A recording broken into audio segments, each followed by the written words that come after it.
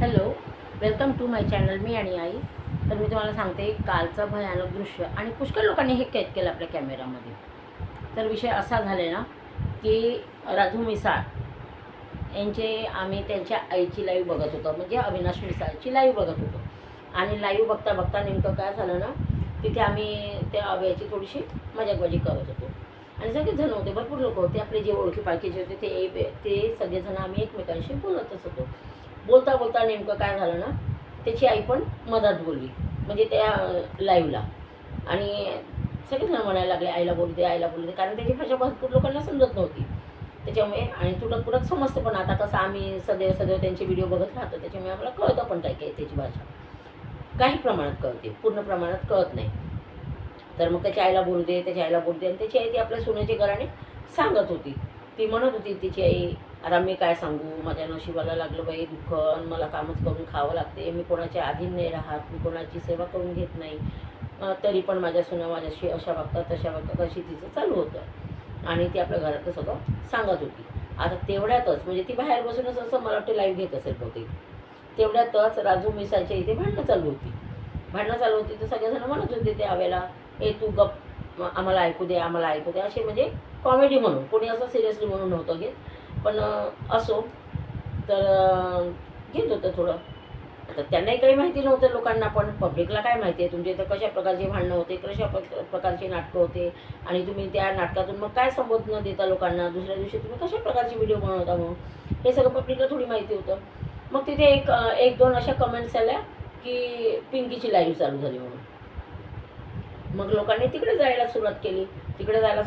तर तिकडे गेले, मग त्यांची लाईव्ह बघितली. आता ते कसं झालं ना, एकाच वेळेला म्हणजे एका भिंतीच्या पलीकडे त्यांचं घर आहे, एका भिंतीच्या अलीकडे आव्याचं घर आहे, मधात फक्त पार्टिशन म्हणून ती भिंत आहे. आता तेवढ्या वेळामध्ये सगळ्यांना माहीतच होतं की इथे चुलबुल चालू आहे म्हणून, भांडणाची कड चालू आहे म्हणून. त्याच्यामुळे सगळेजण म्हणाले की चला चला तिकडे जाऊ म्हणून. आता मजाकीच्या उद्देशाने त्यावेळेला नेमकी कोणाची पण तसं काही लाईव्ह नव्हती, कोणाली पण लाईव्ह नसल्या कारणानं सगळेजण त्या लाईव्हला एकत्र झाल्यानंतर आता राजू होता दारू पिऊन, याचं डोकं तर मला वाटते जवळजवळ झाले 8-10 दिवस डोकं त्याचं सटकलं आहे. आता का बरं सटकलेलं आहे, ही ना ती पिंकी सांगत आहे ना तो राजू बरोबर सांगत आहे. आता काही लोकांच्या थ्रू असं ऐकायला मिळालं की बावळट हे लोक व्ह्यूजसाठी वगैरे करतात, असो त्यांचा तो प्रश्न आहे. आपण सगळ्यांनी सहानुभूती दाखवली, मग सगळ्या चॅनलवाल्यांनी आपापल्या परीने सहानुभूती दाखवली. त्यात कसं झालं ना, काही लोकांनी माधुरीताईला पण निरोप दिला की माधुरीताई खूप भांडणं झाले. ती स्वतःच्या याच्यातच खूप गुंतून आहे, त्याच्यामुळे तिला तिचं स्वतःचं ती बघेल किती लोकांचं बघत बसेल. आणि बघितल्यानंतर पण कसं होते ना, कोणी कोणाचं नाव नाही घेत की तुम्ही आमचं चांगलं केलं, असं कोणी म्हटलं जात नाही. वेळ काढून घेतात आणि माधुरीताईला पण धोका देतात. त्याच्यामुळे ती पण अधेमध्ये आता पडायला फार कमी विचार करते, आणि विचार करते तर तिला सगळे प्रूफ पाहिजे, ते मस्ती ताई मध्ये पडते. तिचंही योग्यच आहे. तर असं सगळे त्या ठिकाणी कमेंट्स व्हायला सुरुवात झाली. आता तेवढ्या वेळामध्ये यांनी काय केलं होतं की खूप मारहाण झाली होती यांच्या व्हिडिओमध्ये, यांच्या लाईव्हला मारहाण एवढी झाली. आणि ही बचर करत होती पिंकी इतक्या वाईट आणि जोरजोराने ओरडू सांगत होती. आणि त्यात त्या राजाचा पॅन्ट फाटलेला होता, त्या लाईव्हमध्ये पॅन्ट फाटलेला होता, असं भोगदाळ दिसत होतं, पायाची पूर्ण मांडी दिसत होती, सिलाई निघाली होती की फाटलेला होता. तिला माहीत, तो म्हणे पहा म्हणे मला असे पॅन्ट घालायला देते म्हणे ही बाई म्हणे, असं आहे तसं आहे, तो आपलं घरानं सांगत होता. तेवढ्यामध्ये ही खूप जोरजोराने पिंकी ओरडायला लागली होती. आता पिंकी ओरडायला लागली तर पिंकीचं म्हणणं काय होतं की माझी सासू माझ्या घराने यूट्यूबला सांगत होती, माझी सासू सोशल मीडियावर सांगत होती, लाईव्हला घेऊन सांगत होती, म्हणून ती इकडे जोरजोराने ओरडायला लागलेली होती. पण त्यात काय झालं नाही, हिने इतक्या जोरजोराने ओरडायला लागली. आणि राजू दारू पिऊन होता, त्याच्यामुळे त्या राजूने घेतले तिचे केस आणि माळ करून तिला खाली पाडलं, मारझोड केली. ते झालं, ते सगळ्यांनी पाहिलं, ते लाईव्हला सगळ्यांनी पाहिलं. आता पाहिल्यानंतर काही लोकांनी सहानुभूती दाखवली. तिथे 10 मिनटं ते सतत चालत राहिलं ना, ते लाईव्ह जवळजवळ मला वाटते 7-8 मिनिटं चालत राहिली. आणि तेवढ्या वेळामध्ये सगळ्यांनी हे मारू नको, हे बाईला मारू नको, जे काही त्यांना बोलायचं होतं त्यांच्या परीने त्यांना आता रोष व्यक्त केला होता, राग व्यक्त केला होता. त्याच्यामुळे कोणी काही पण बोलू शकते. आणि एखाद्या स्त्रीवर लाईव्हला तुम्ही हात उचलताय तर घरात तुम्ही काय करत असाल, असं सगळ्यांचं म्हणणं होतं. त्याच्यानुसार त्यांनी आपापल्या परीने लाईव्ह ओरडायला चालू केलं, लिहायला चालू केलं, कमेंट करायला. आता कमेंट करता याने भरजबरीनं खूप मारलं तिला, आणि ते लाईव्ह बंद केली.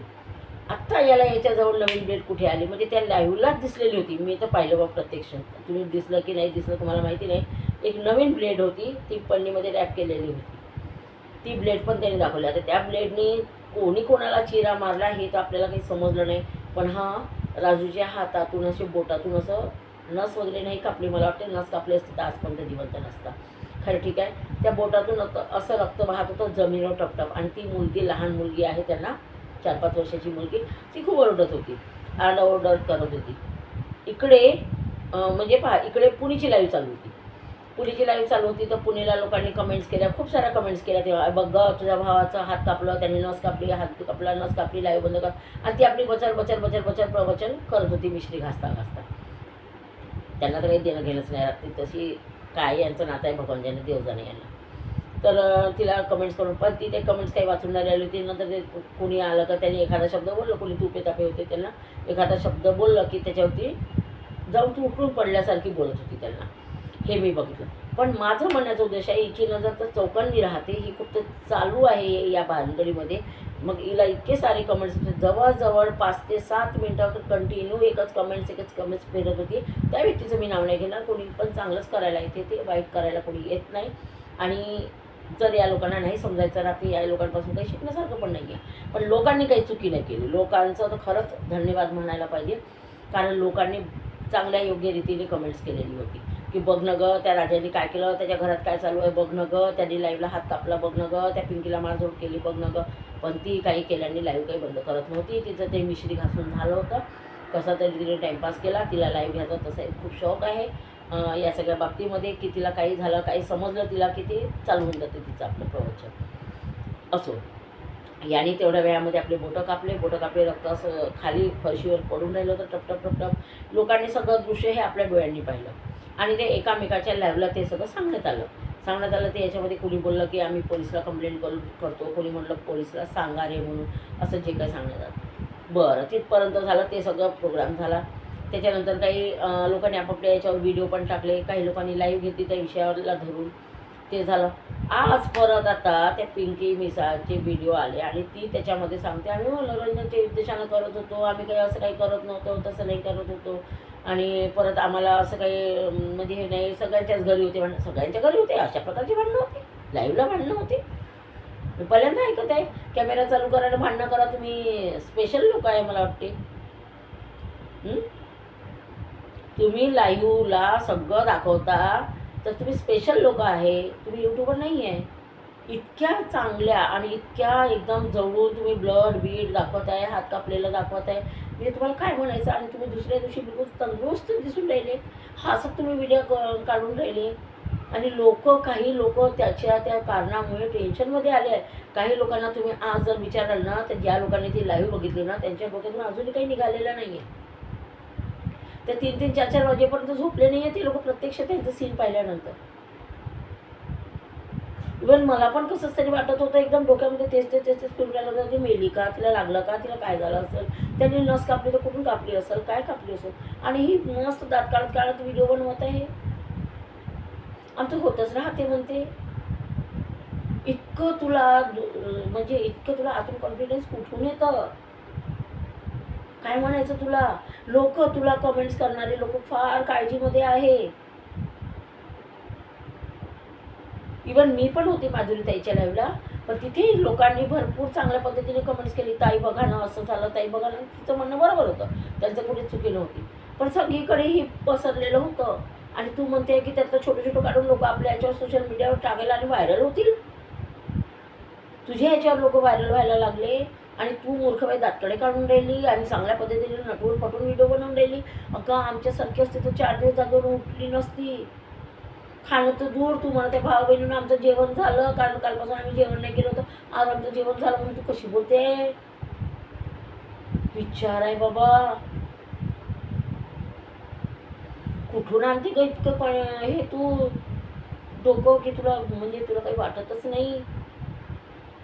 सारी दुनिया त्या म्हातारीला बोटं ठेवते ग, सारी दुनिया, की ही लिपस्टिक लावून फिरते, ही काय काजळ लावते, हे लावते ते लावते. तर त्या बिचारा म्हाताऱ्या जीवाला म्हणजे तुझ्या सासूला लोक शिव्या देतात, तर तुझे गुण काही दिसतच नाही बाबा. तू याच्या आधी एकदा माती खाऊन चुकलेली आहे, तरी लोक तुला विचार करून बोलतात की जाऊ द्या तिला, जगू द्या, जाऊ द्या, एक लेकरू आहे हाताशी, जगू द्या तिला, तिचं जीवन जगू द्या. आम्हाला पण खूप सहानुभूती वाटली होती की किती गरीब लोक आहे ना, हे गरिबी मोठी बेकार होते. आम्ही आपला अनुभव त्याच्यामध्ये शेअर करत होतो, लाईव्ह घेऊ की गरिबी खूप बेकार होते. तू तर माजुरडी आहे ग, गरीब नाही म्हणता येणार तुला. बापरे, तुला काय म्हणावं आणि काय नाही, देव जाणे रे बाबा तुला. खूप भारी केस आहे, पण तू मूर्ती लहान कीर्ती महान अशातला तू प्रकार आहे. आम्ही त्या राजाला शिव्या देतो, आम्ही त्या आव्याला शिव्या देतो, आले तर त्यांना बडबड करतो आम्ही.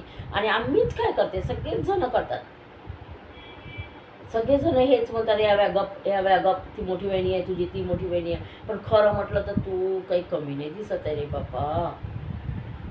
काल तुझ्या ओरडण्यावरून तर वाटलं होतं, पण तुझ्यावर जेव्हा हात उचलला ना तेव्हा सगळ्यांना इव्हन सगळ्यांना वाईट वाटलं. या सगळं अक्षरशः काही लोक तर रडायला आलं त्यांच्या हातात मोबाईल असताना सुद्धा. तू किती मोठ्या डोक्याची आहे ग, किती मोठ्या डोक्याची आहे तू. तेव्हा धन्य हो देवी, धन्य हो, खूप शक्ती आहे तुझ्यामध्ये, धन्य हो बाबा.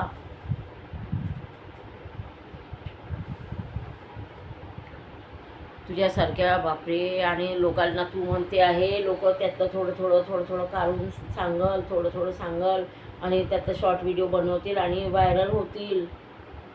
पण तुला हे नाही कळत आहे. आणि तू त्या तिला म्हणते आहे 100%ला की त्यांनी व्हिडिओ टाकला यांच्यामुळे असे शिकतील. अगं शिकण्यासारखीच गोष्ट दिसते आहे. तिने बरोबर बोलली, तिने बरोबर गेस केलं होतं की यांच्या चॅनलला रिपोर्ट मारा म्हणून. पण मलाच असं वाटलं आहे का अच्छी असं नाही करायला कोणाचं, पोटावर लात मारून काही फायदा नाही होत म्हणून.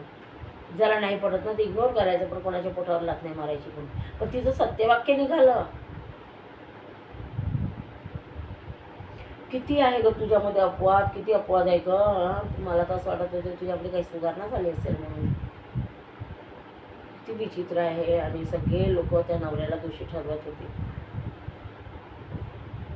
तो दारू पितो, तो दोषी आहे. तुझी सासू सांगायची पण की खतखतून हसते, खतखतून बोलते, एकामेकाच्या अंगावर लोटकाडे घालतात, असं करतात तसं करतात. तर आम्हाला वाटतं ठीक आहे बाबा, आजकालच्या पोरीबाऱ्यांचं काही नवीन नाही आहे आणि आहे एकांतवासात थोडंसं वेळ मिळाला की थट्टा मस्करी करतात म्हणून.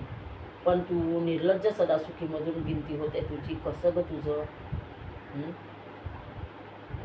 तुझ्या नंदा, त्याच्याचमुळे तुझ्या नंदा तुझ्याकडे इतकं लक्ष देत नाही. तरी ती कुणी बोलली होती अगं त्यांचं काय आहे म्हणे, एक दिवस म्हणे भांडतील म्हणे, दुसऱ्या दिवशी लाळगोडीने राहतात म्हणे. आणि ती खरीच गोष्ट झाली. आणि तू आज हॉस्पिटलमध्ये चालली तर तू व्हिडिओ काढत आहे. म्हणजे 30 वर्षाचं आयुष्य गेलं. पण आमच्या घरी जर असं वाद झाला ना तर 4 दिवस तर ते अन्नाकडे पाहत नव्हतो आम्ही. मान्य आहे की तू तुझ्या मुलीला खाऊ घालण्यासाठी तू बनवलेलं आहे, मान्य आहे. पण तुझ्या चेहऱ्यावर तर थोडीशी सुद्धा लाज नाही वाटत ग. लाज तर सोडून दे, पण दुःखही नाही वाटत आहे. किती विचित्रपणा भरलाय ग तुमच्यात, किती विचित्रपणा भरलाय. तेव्हा धन्य हो. आणि तू सांगायची मला जास्त लागलं नाही, डोक्याला थोडंसं टेंगूळ आलेलं आहे म्हणून. किती भारी आहे ग तू. कठीण आहे बाबा. लांगा आला रे आला. ही गोष्ट तुझ्यावर कुठल्या दिवशी खरी न व्हावी आणि असं होऊ नये हेच मी तुला सांगेल, बाकी काही नाही आहे. चला तर कसं वाटला माझा व्हिडिओ नक्की सांगा. आणि जे मी बोलली ते सत्य आहे का हे तुम्ही अगोदर सांगा, की मी जे बोलली ते सत्य आहे का. कारण आम्हालाही अनुभव आहे. पण आम्ही 4 दिवस उठलो नसतो जागेवरून. हा आमच्यावर झाला असता दुष्परिणाम, पण हिच्यावर काही दुष्परिणाम झाला नाही त्या सगळ्या गोष्टीचा. आणि हिचं बघून लोक करायला मागे पुढे बघणार नाही. अशा लाईव्ह घेऊन व्ह्यूज वाढवून आहे ना, या लोकांसारखं नालायकपणा करायला लोक मागे पुढे पाहणार नाही. तुम्हाला कसा वाटला माझा व्हिडिओ ते नक्की सांगा. धन्यवाद.